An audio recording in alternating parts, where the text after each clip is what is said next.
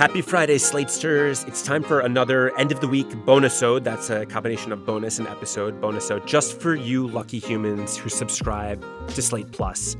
I am not Mary Harris. I'm Rob Gunther. I'm filling in. Mary Harris is back next week, I promise. But during this bonus episode, we like to shine a spotlight on something beautiful, something boisterous, or something downright bizarre from our mothership, Slate.com. And this week, we have one of my favorite Slaters in the world, Luke Winkie. Luke just traveled to Texas. Luke, how are you doing? I'm good. Thanks for having me, Rob. Yeah, thank you. Thank you for doing this. So you just traveled to Texas to profile one of the most famous, or I guess we should say most infamous comics, stand-up comics in America. We're talking about Tony Hinchcliffe. That's right. This is the guy who was at one point too racist for Donald Trump. Luke, what do we need to know about Tony Hinchcliffe?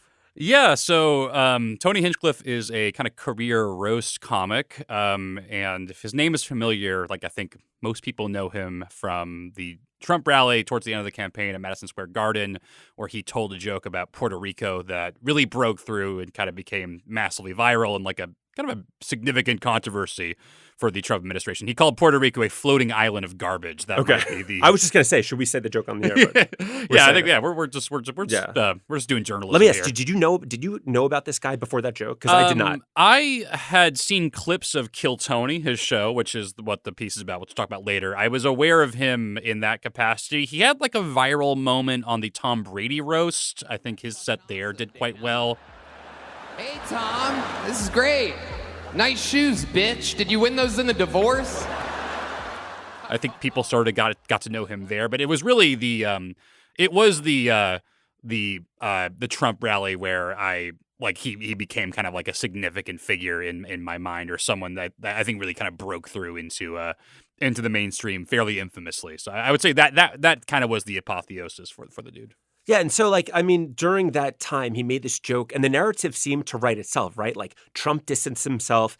Everybody thought Kamala might win the election. Jokes like this would be pushed to the backseat of our national consciousness. But then what happened? Yeah, so Kamala did not win the election.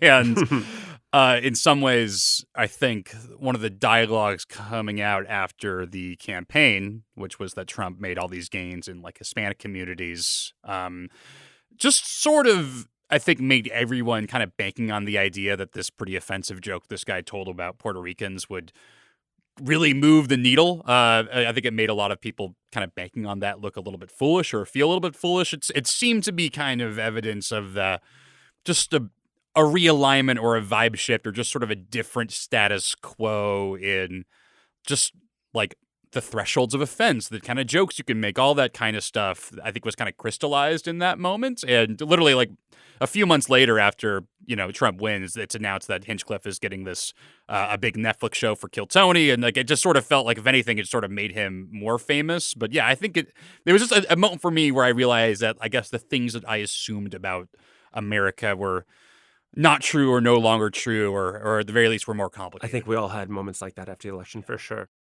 That's it for now. And if you want to hear the rest of this episode, the way to do it is to subscribe to Slate Plus. Unlock Slate Plus now by going to slate.com/whatnextplus.